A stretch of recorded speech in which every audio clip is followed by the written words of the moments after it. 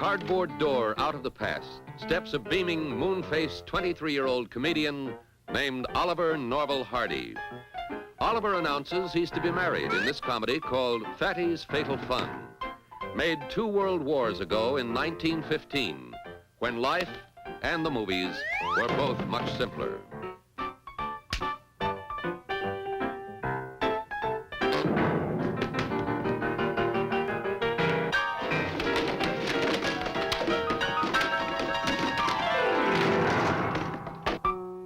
Babe Hardy, as he was then known, made a striking figure in his striped pants and cutaway coat, and even a plausible, though plump, lover.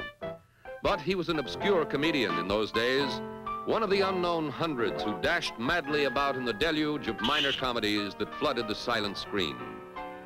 Fame, stardom, and an immortal partnership with Stan Laurel lay some 12 long years, and uncountable pratfalls, pins in the pants, and pies in the face ahead. Young Stan Laurel looked like this at the beginning of the decade which silent comedy at its height was to make the laughing 20s. Stan played a brash patent medicine salesman in Kill or Cure, one of his early Hal Roach comedies. Laurel's skill at pantomime was polished at the best of schools, Fred Carno's English Music Hall Company, where he understudied the star, Charlie Chaplin.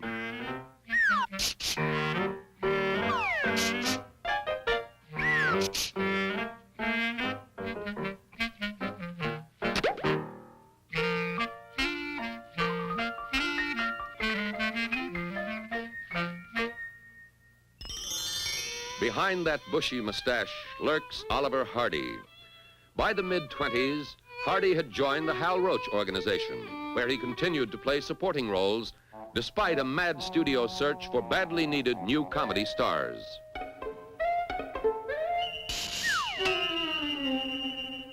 Vivian Oakland begins to succumb to the musical charms of her new boarder, Milton the Mad Maestro.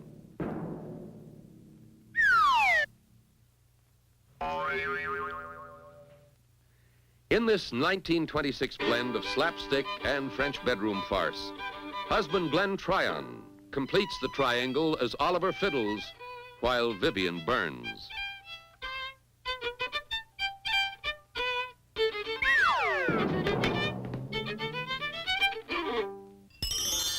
Six months later, Laurel and Hardy were both to appear in a Hal Roach comedy called 45 Minutes from Hollywood, but never in the same scene together. Stan is almost unrecognizable behind that big black mustache as an innocent hotel guest harassed by a pair of battling intruders.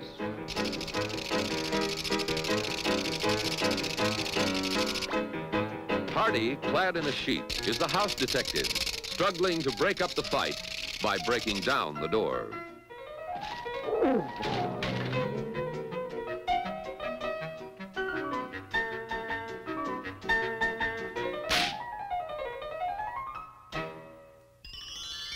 By the following year, 1927, Laurel and Hardy had been cast together several times and were beginning to pair up purely by accident.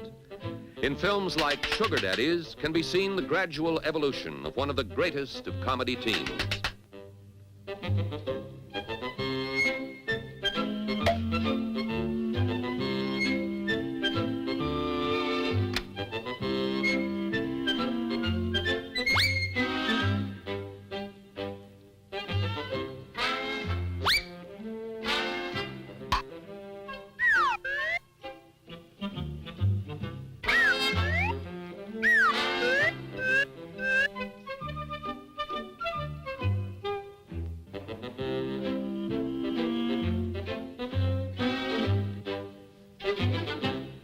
Before year's end, the names Laurel and Hardy blazed from the screen, co-stars at last in Putting Pants on Philip, the first film built to the talents of Stanley and Oliver. The plot was supremely simple. Uncle Ollie had just met nephew Stan at the boat. Stan is visiting from Scotland, and the attention attracted by his kilts mightily embarrasses Natty Hardy, one of the 10 best-dressed men in Upper Sandusky. "Walk behind me," says Oliver, "far behind."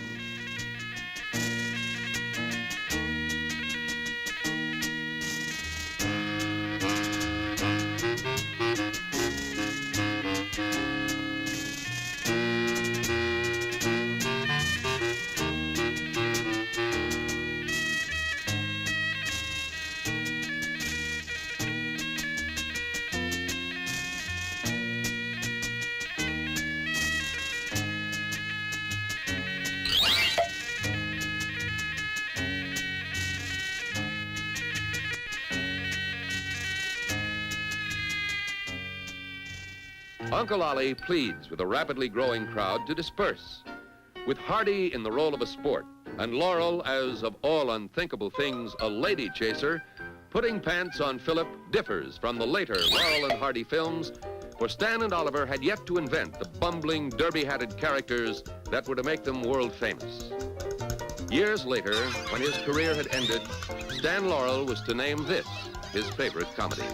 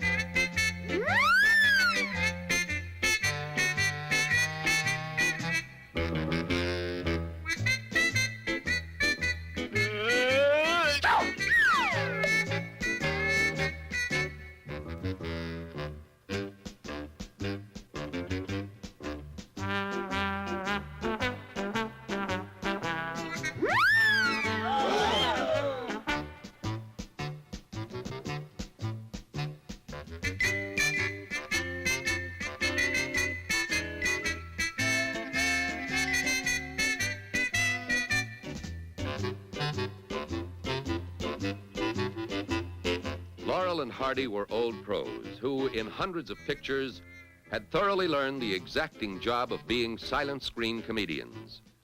Laurel was, in addition, a comedy innovator, and many of Stan and Oliver's best gags were to originate with him. They worked without pretension and for the moment, little dreaming that their comedy would continue to delight audiences more than 20 years after the cameras stopped grinding and the Klieg lights flickered out.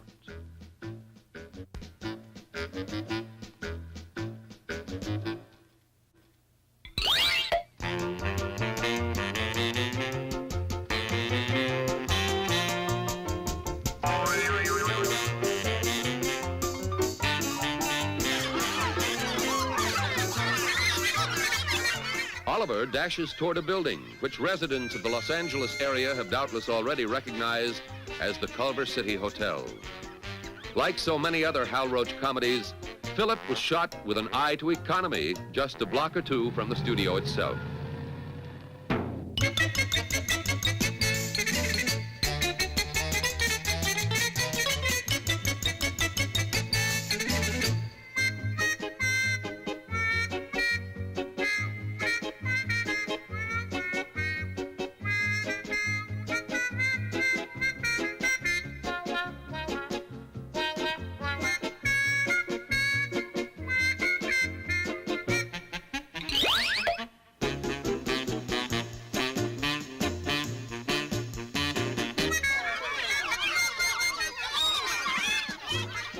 What's all the excitement about, wonders Hardy. The director of this first Laurel and Hardy starring comedy was Clyde Bruckman, a master of the sight gag, who was also to direct Harold Lloyd. The cameraman was George Stevens, famous today as the producer-director of Shane, Giant, and the greatest story ever told.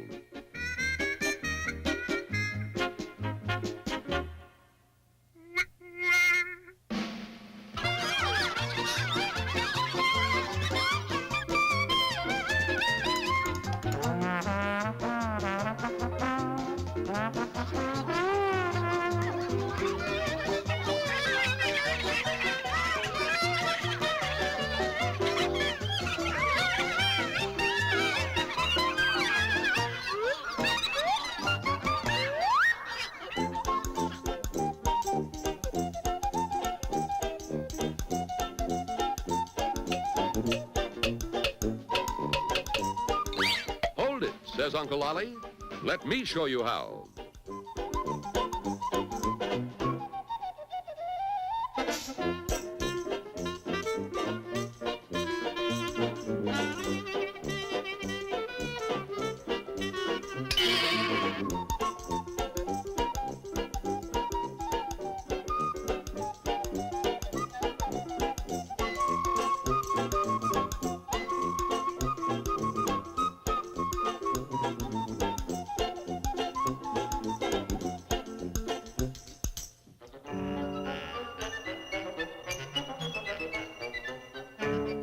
just an old Scottish custom, says Stanley.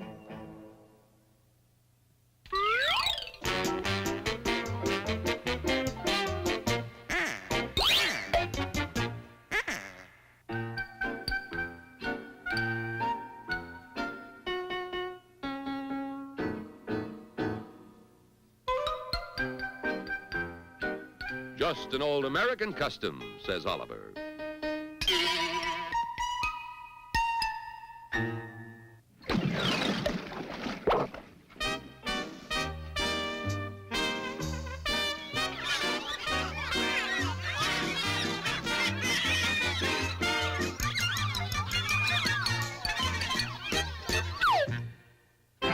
A swank dinner party is afoot at the J. Medbury Frumps, a newly rich couple just learning to dog paddle in the social swim.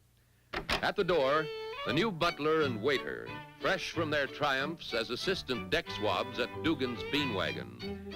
In the few months between Putting Pants on Philip and this comedy, called From Soup to Nuts, Laurel and Hardy had found their derbies and the characters they were to play for the rest of their movie lives.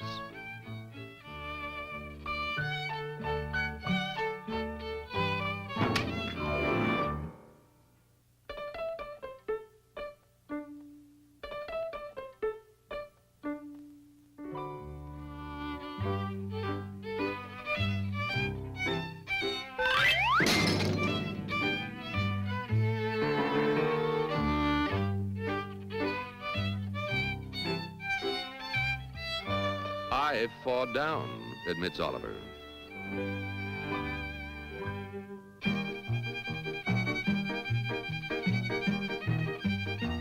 The harassed hostess is Anita Garvin, one of the Hal Roach Studios' harem of girls who could remain appealing through every slapstick indignity.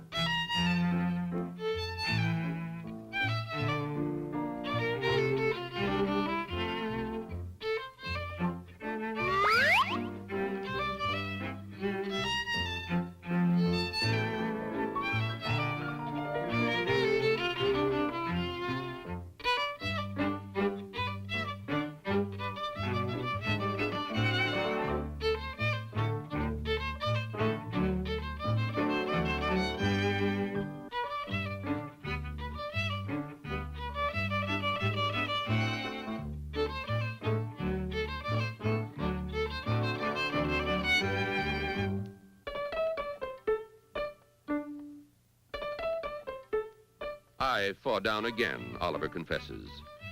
This tribute to the cake baker's art was directed by E. Livingston Kennedy, better known as comedian Edgar Kennedy, master of the slow burn.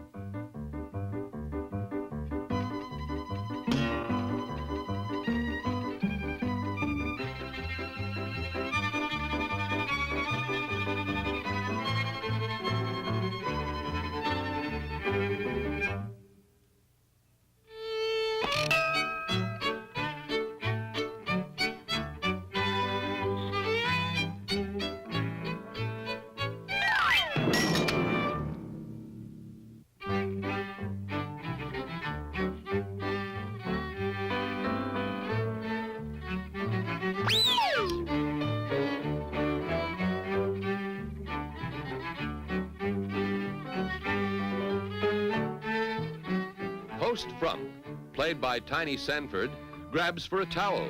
Only it's not a towel, it's Stanley's shirt.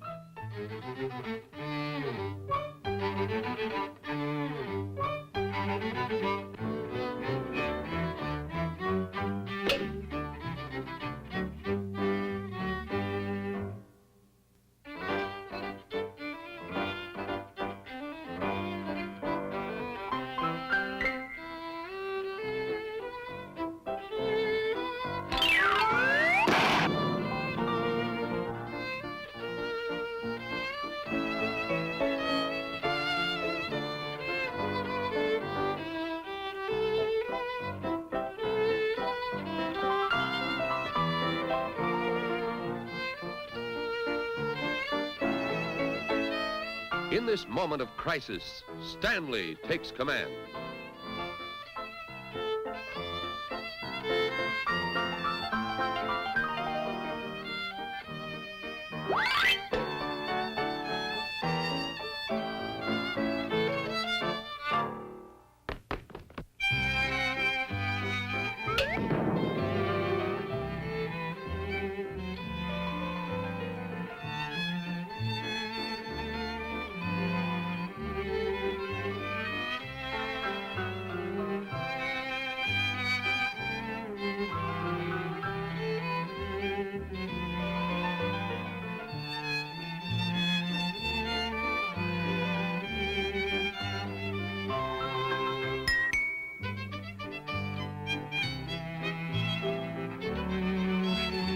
Over here, double quick, says Anita.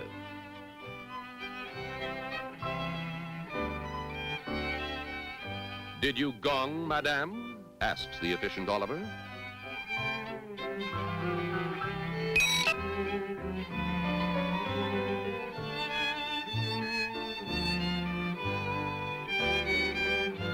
Anita orders, please have the salad served. Undressed. Fastidious Hardy dishes up the soup, while greensman Laurel's in the kitchen preparing the salad.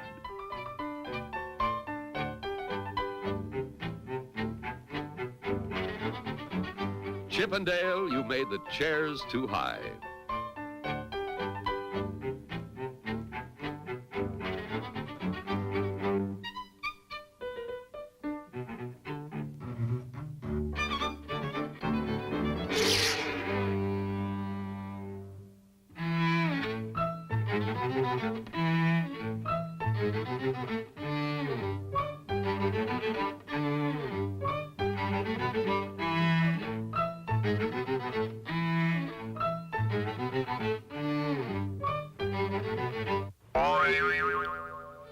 Alert to every order, Stan serves the salad undressed.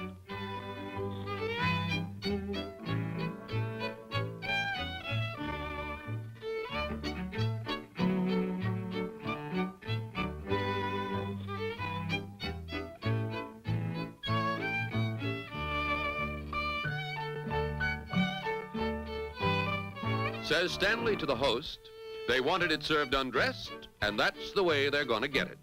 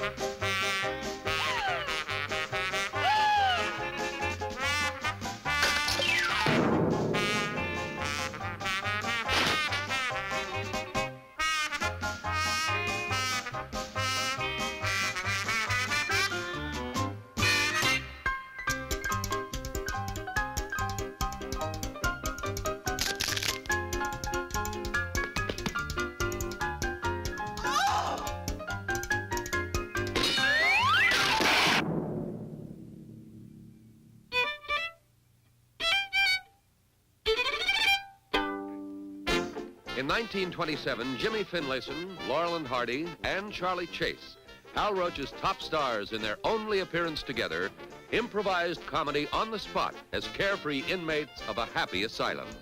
In a mousetrap microphone, Charley finds lunch. Stan and Oliver as William Tell and Target.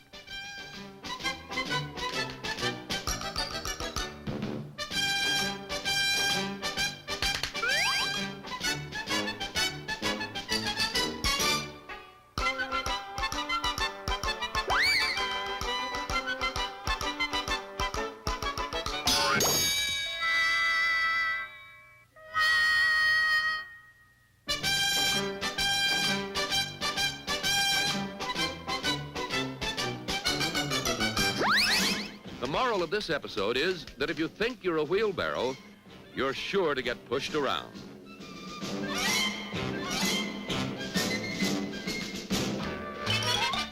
There's a home movie quality to these silent clowns cavorting on a long-departed sunny afternoon on the Hal Roach lot. Meeting an ocean liner, impatient Charley Chase spots his lady love, Viola Richard, on the upper deck. Viola goes to the left. Charley follows, and fate's fickle finger flicks man-hating Anita Garvin smack into his path.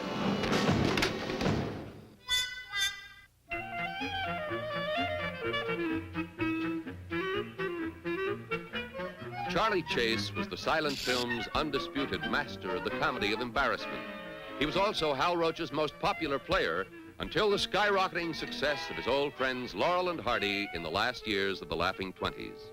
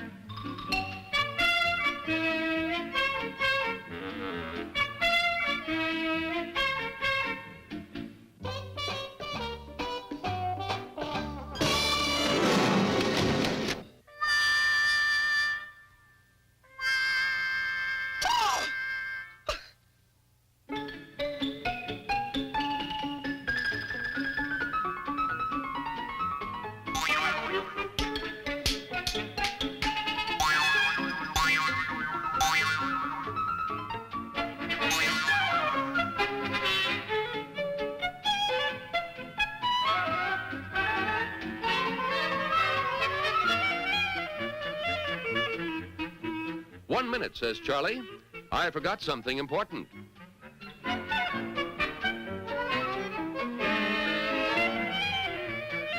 "My hat."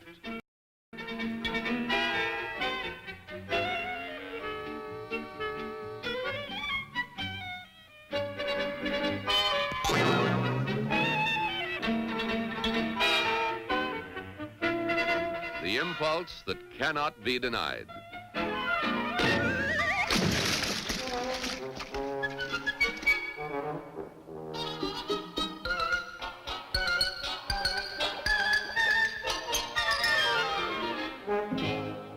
They meet at last. A veteran of the Roach lot, Charley directed comedies under his real name, Charles Parrott, and starred as Paul Parrott and Jimmy Jump before becoming the dapper, impulsive Charley Chase, a character perfectly suited to the jaunty jazz age.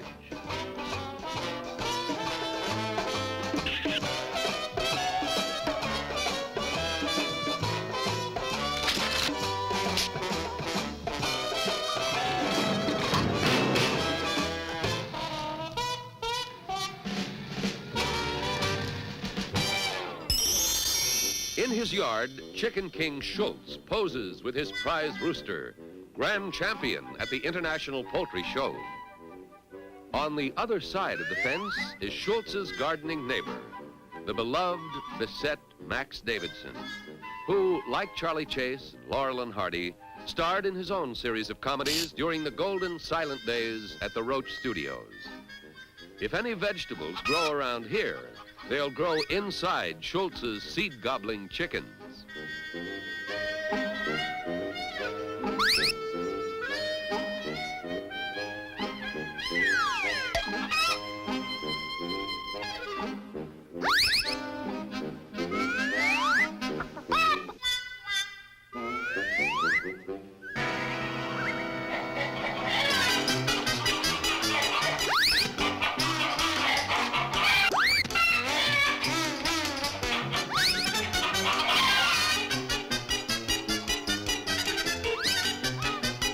Naturally, of all the chickens, Max grabs the champion. And naturally, just at that moment, the terrible-tempered Mr. Schultz is looking through the fence.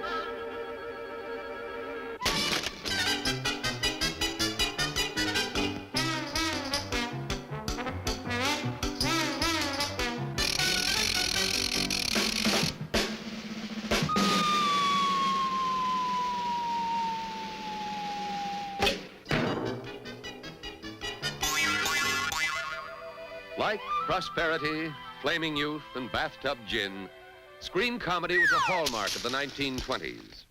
In the picture parade that caused peals of laughter to ring out of every movie theater in the land was Laurel and Hardy's Wrong Again, written and directed by Leo McCarey, who later created such film classics as Going My Way.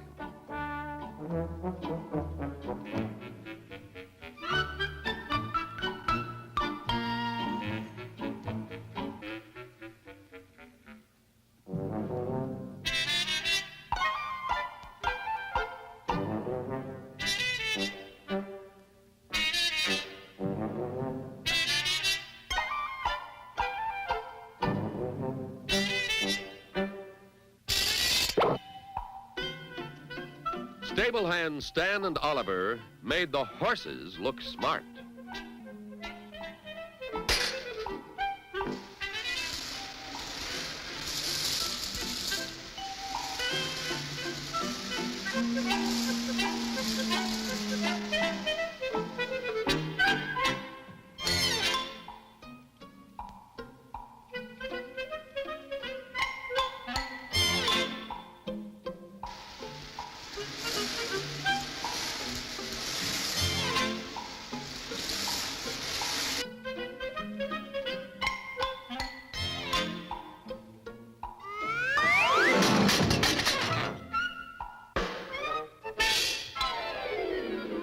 Our masterminds over here, there's a big reward for the stolen Blue Boy. And there in the stable he is. Quiet now. Mustn't give the game away. They'll grab this reward all for themselves. Meanwhile, detectives Krovney and Freebs apprehend the crooks and recover Blue Boy. The painting Blue Boy, that is. Krovney phones the good news to millionaire owner Augustus Paddle. Don't fiddle-faddle, orders Paddle. Bring that painting over at once.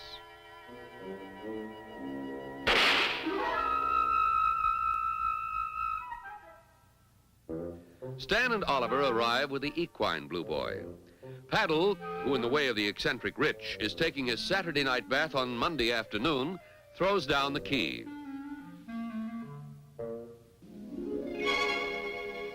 You mean in the house? Asked Hardy. Expecting his painting, Paddle says yes, never dreaming that this Blue Boy has 4 hooves and a tail and may not be housebroken.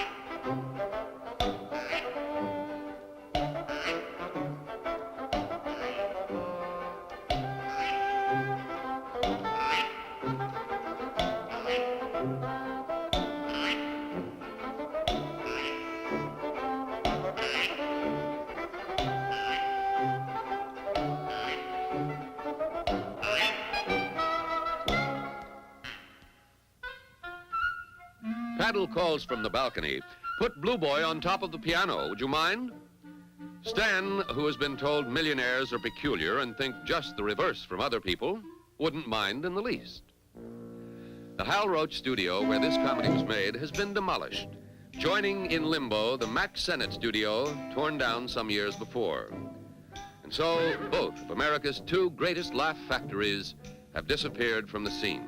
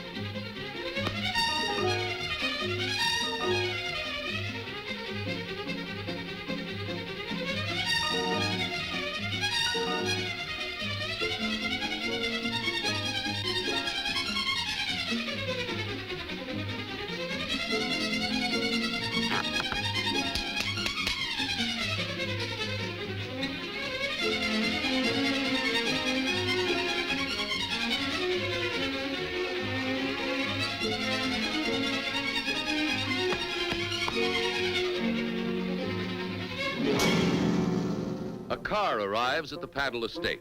In it are Paddle's dowager mother, Detectives Krovny and Freebs, and the blue boy that doesn't whinny. Shh, cautions Oliver. Someone's coming. We'll give them a big surprise.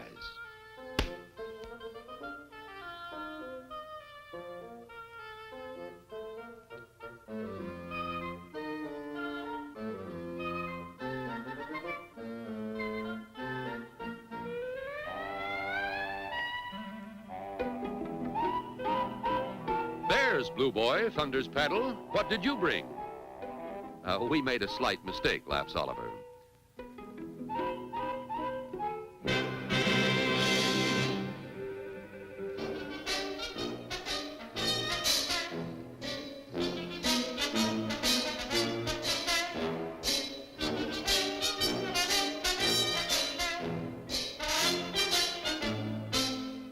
Don't stop me, cries Paddle. Read about the murder in tomorrow's paper.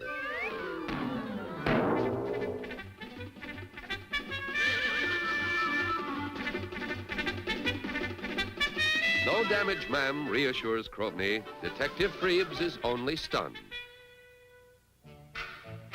Anders Randolph, a leading villain of Silent Days, took time off from supporting such glamorous stars as Greta Garbo to act as a foil for Charley Chase.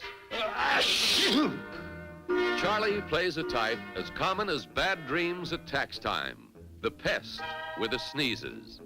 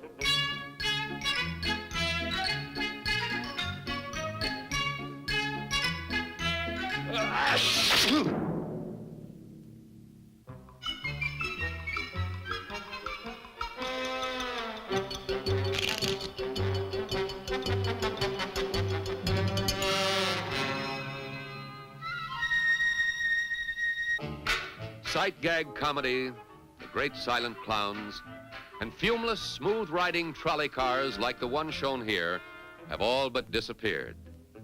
Progress doesn't always mean that things get better.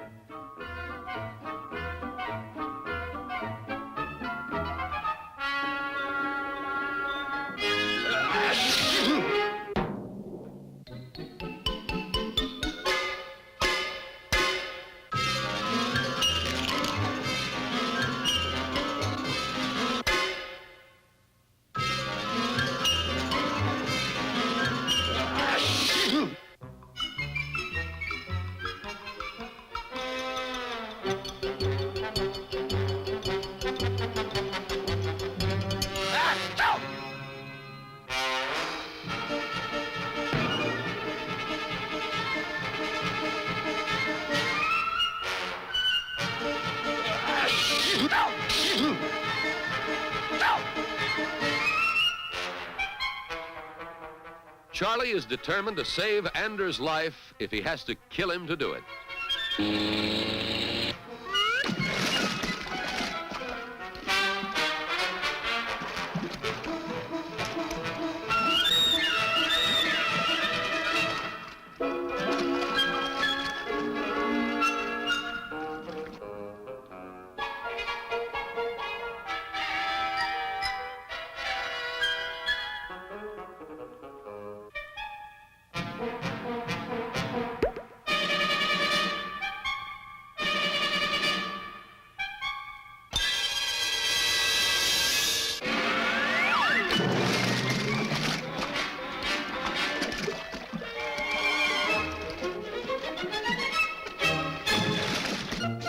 Laurel and Hardy contractors arrived to finish a house.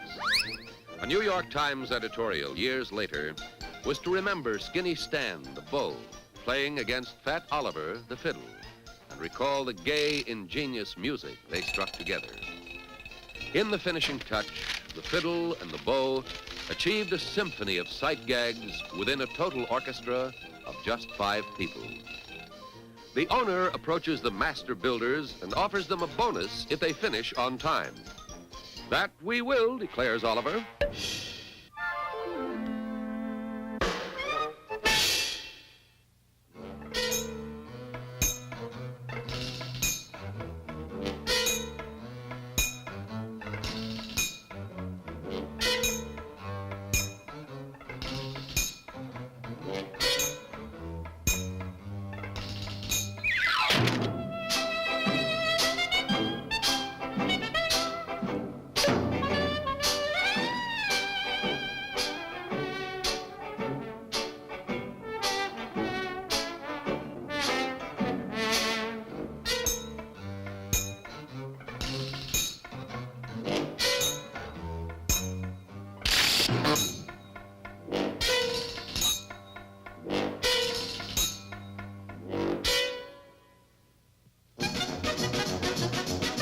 Nurse Dorothy Coburn complains to cop Edgar Kennedy.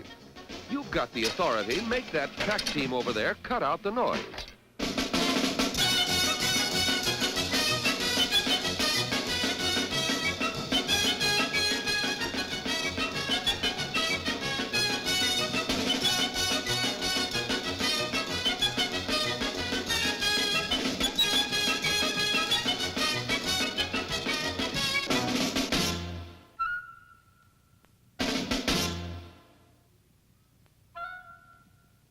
Listen, says Kennedy, if you must make noise, make it quietly. This is a hospital zone. Shh.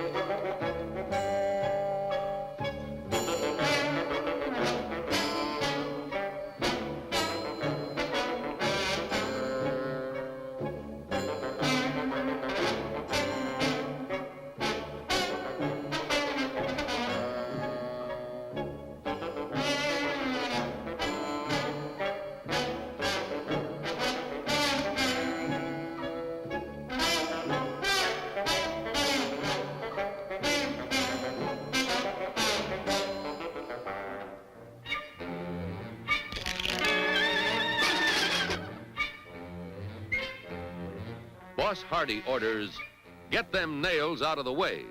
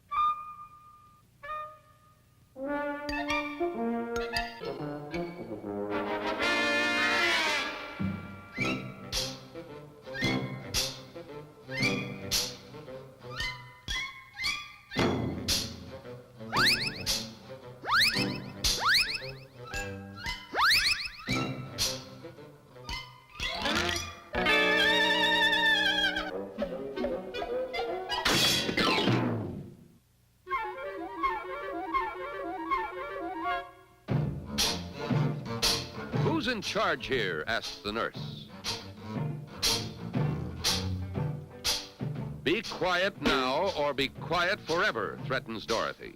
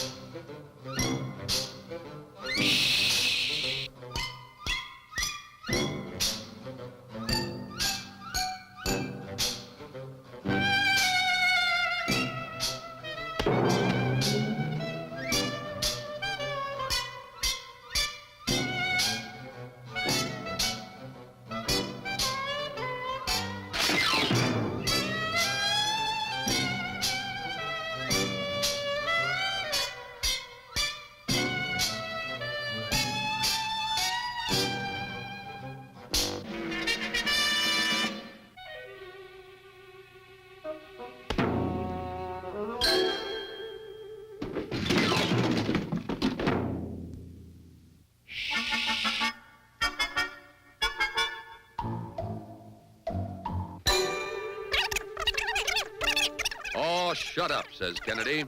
The law can take no more, but gets it anyway.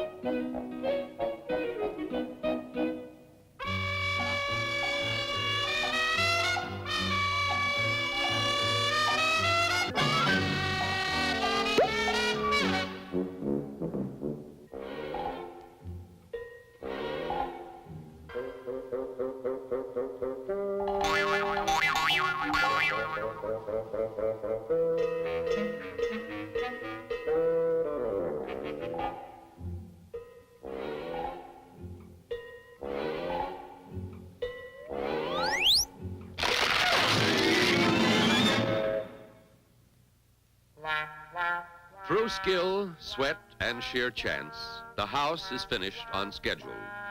The proud and happy owner arrives to pay Stan and Oliver their promised bonus. The first bird of spring.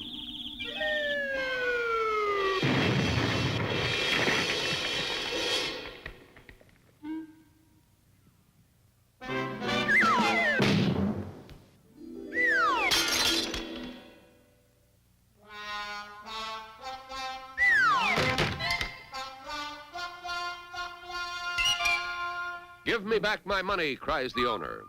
Unfortunately, the firm of Laurel and Hardy has a policy of no refunds.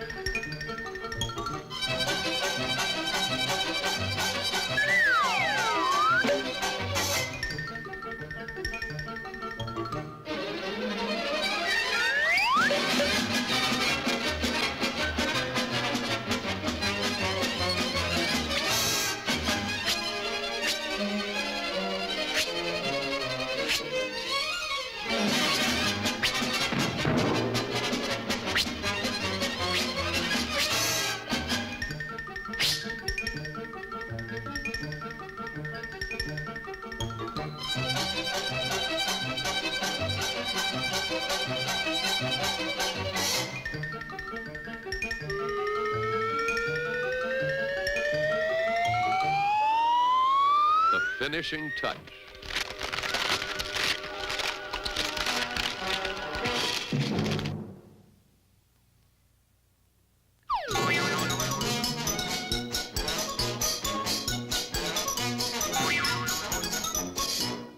Look who's moving into the house that Laurel and Hardy built.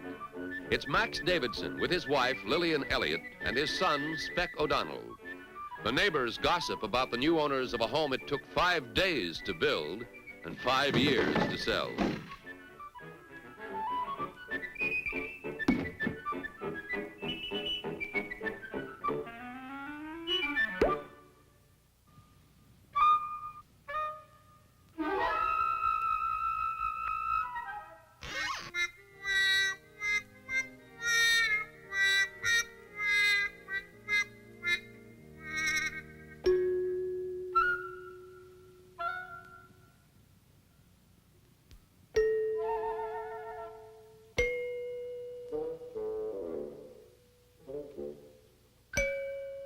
Not only does this house have running water, it has leaping electricity.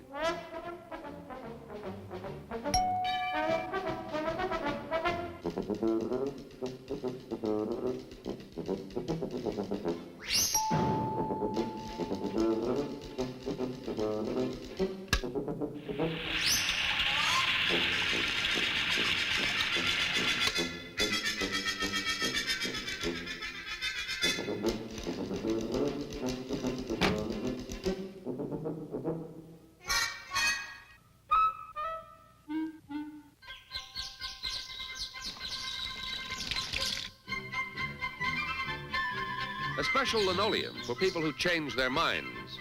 If you don't like the design, just mop it off.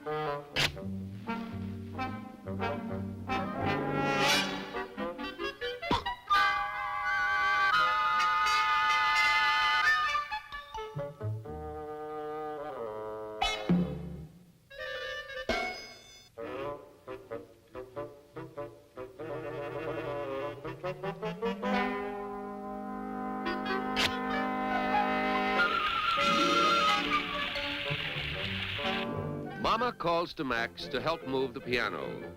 In 1927, this comedy, Call of the Cuckoo, hit home to a lot of families whose jerry-built dream castles had turned to nightmares. It still hits home today.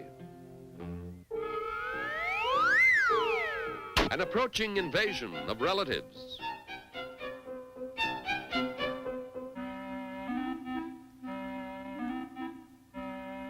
Is the floor crooked? Max brings in his spirit level. The only way to straighten that floor is to tilt the world.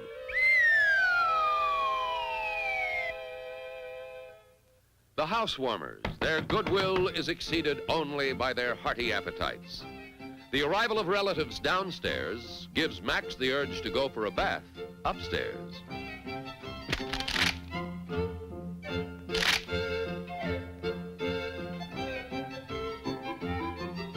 In bursts the horde, shouting for directions to the dining room.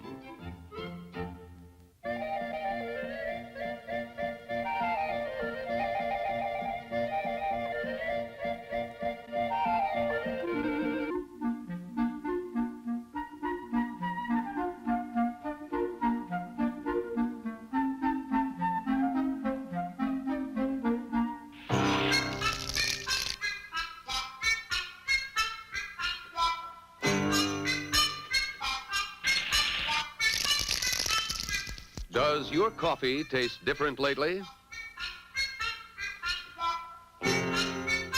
Says guest to wife, with this stuff and a razor, I could shave.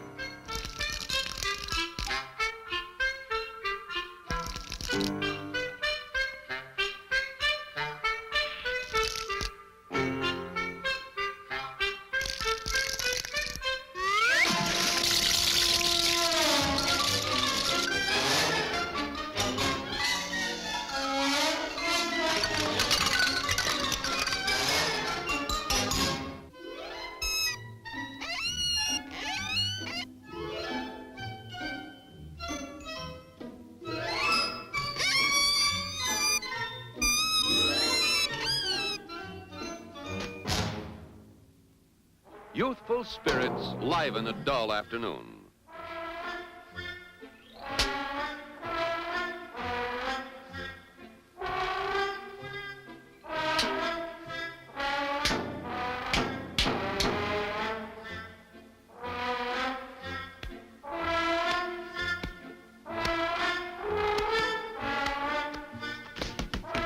Says Sophie to Samantha, if I weren't a lady, I'd belt you in the kisser.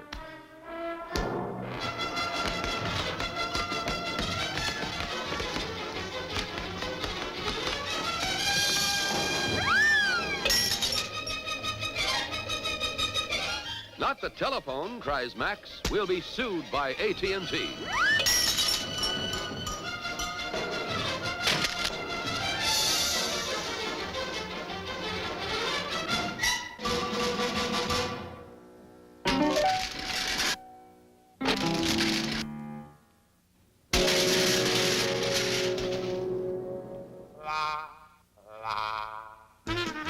The picture is called Liberty.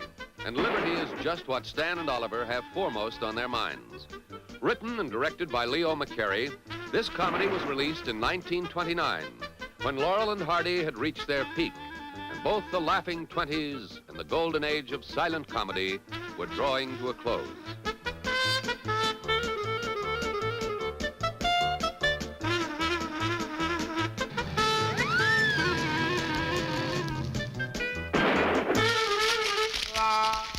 We brought your clothes from the old apartment, says Getaway Gus.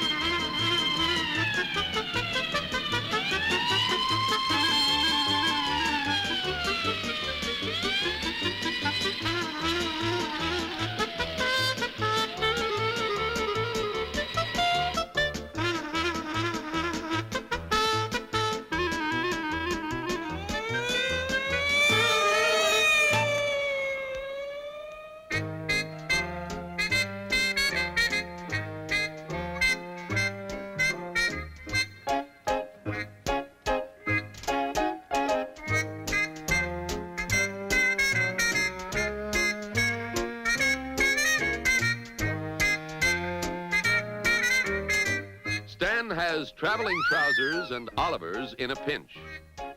We'd better switch pants, says Hardy.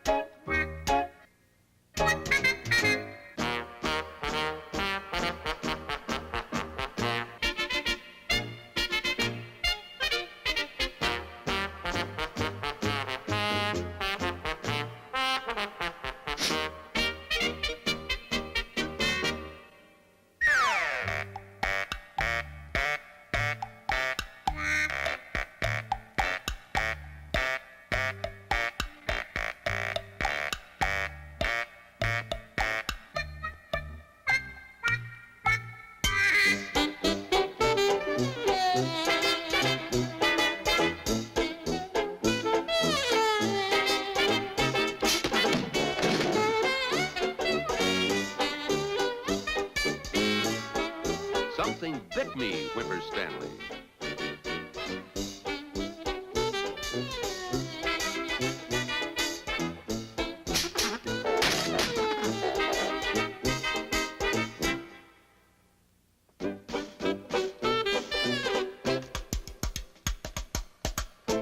Something bit him, explains Oliver.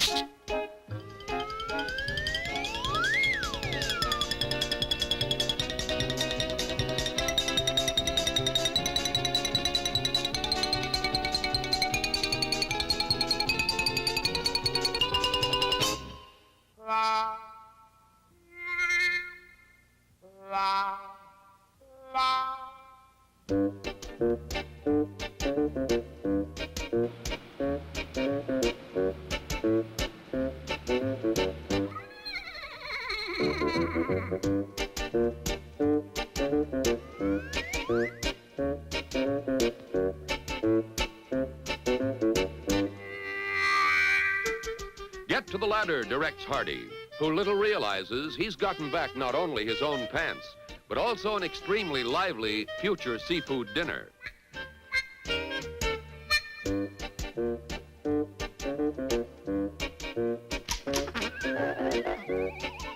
This is no time for pinching, cries crab-nipped Oliver. Producer Hal Roach was a past master at that delicious blend of comedy and terror to be derived from peril in high places.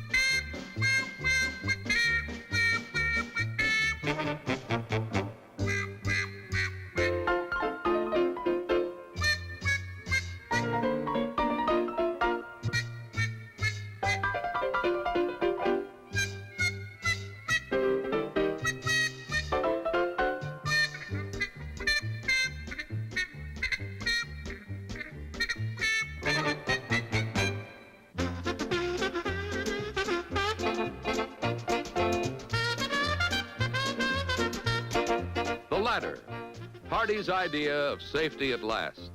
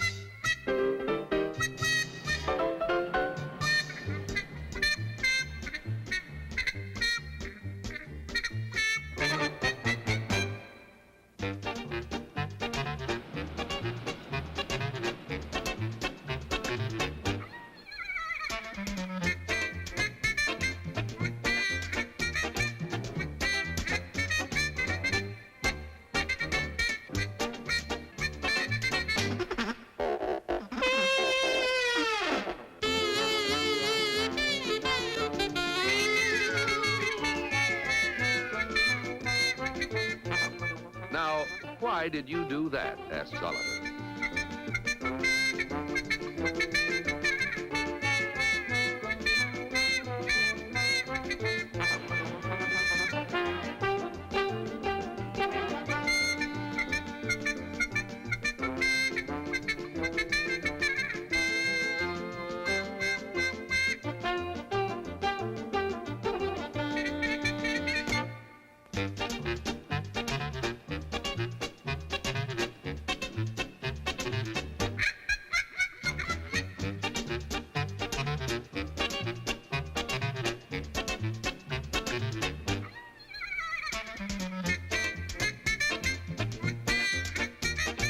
Says Oliver to Stanley, hang on to this and relax.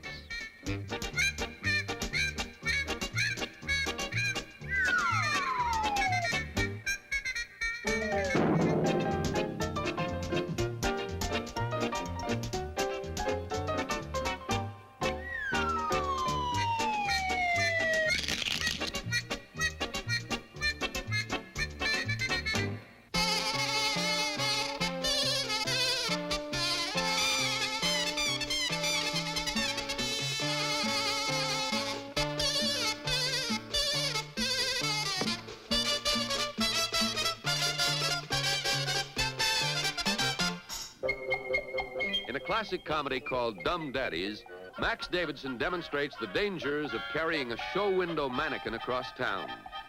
The crowd wonders what murderous Max has in that sack and deduces it has got to be a body.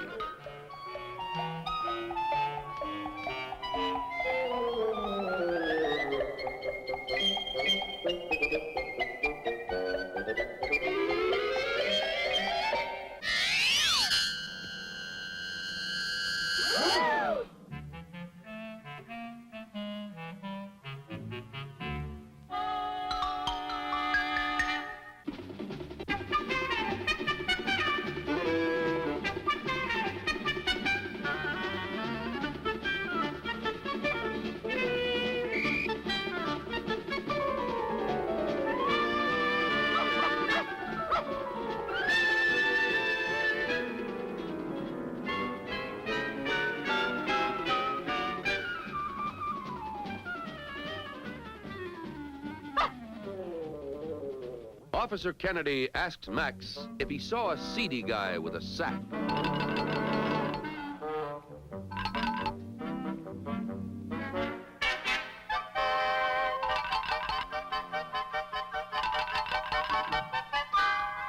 Is it yes or no? Cries the exasperated Kennedy.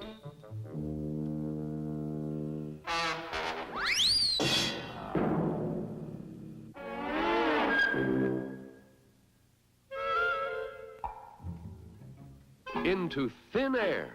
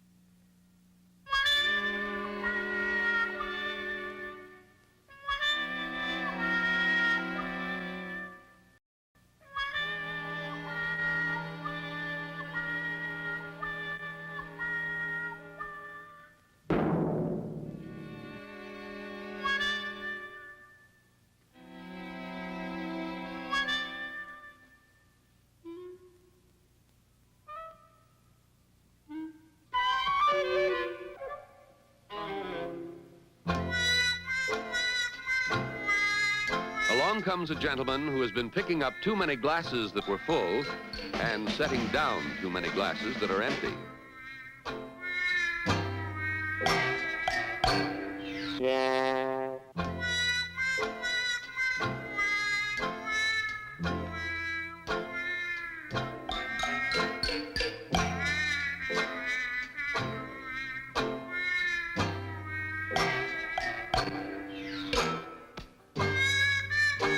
Your leg, madame.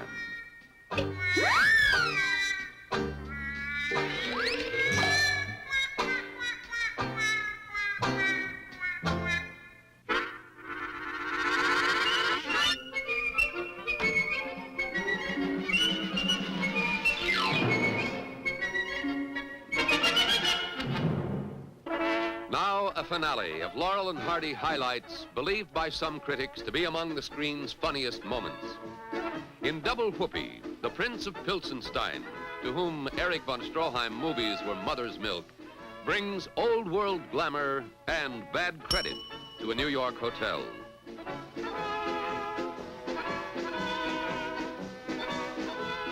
Speech, speech.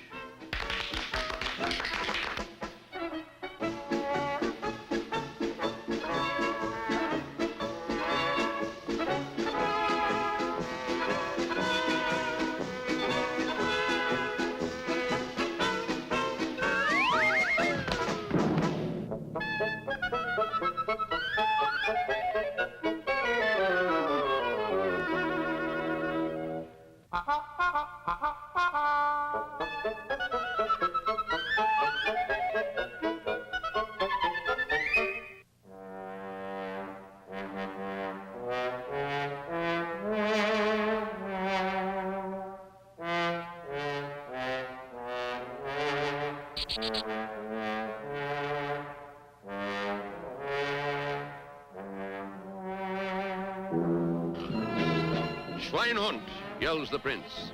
In my country, this would mean death.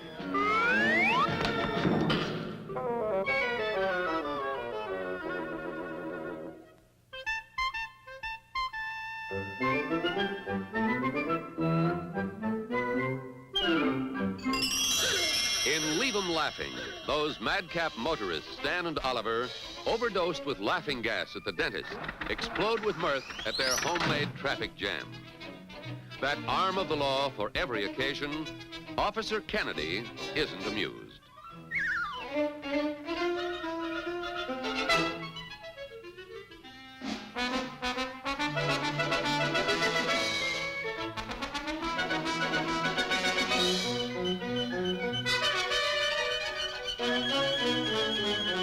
It's off to the station house, exclaims Kennedy.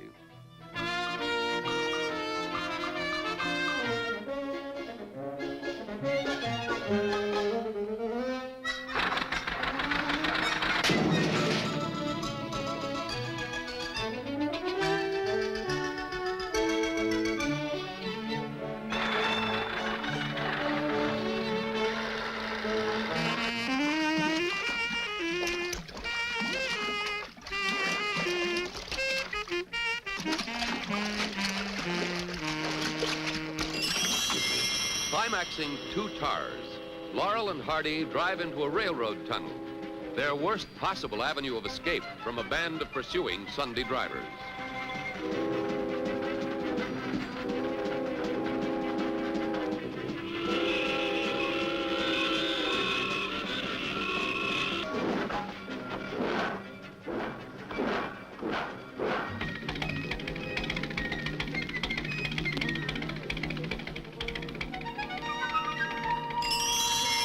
In Habeas Corpus, Oliver the Agile scales a wall.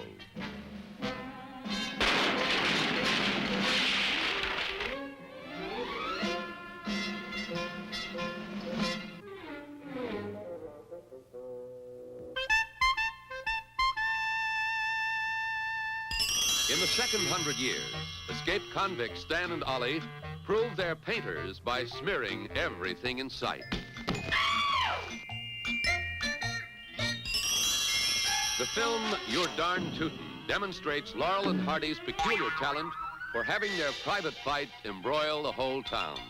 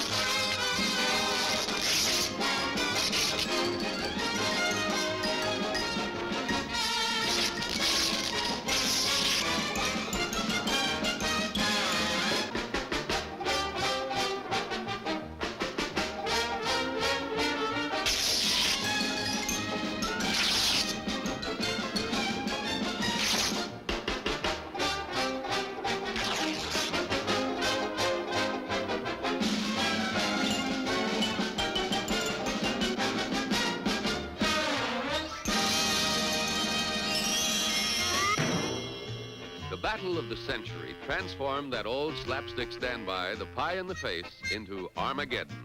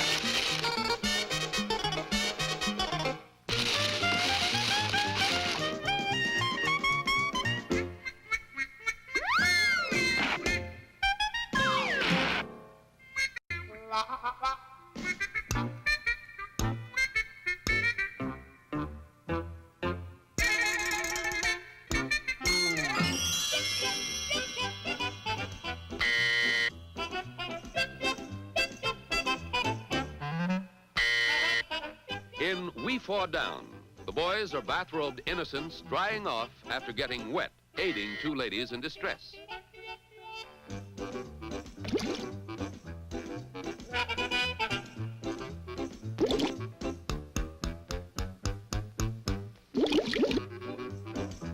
Be bohemian, says Oliver.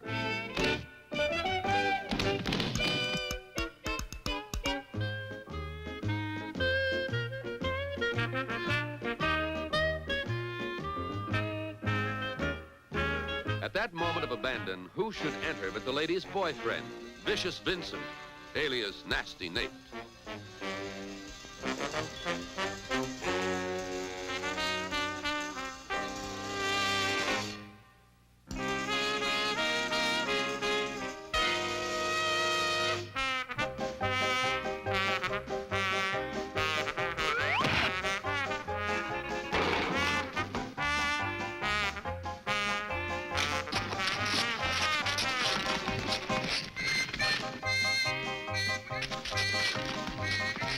Just passing by, Laurel and Hardy's wives, human bloodhounds, master henpeckers, and crack shots.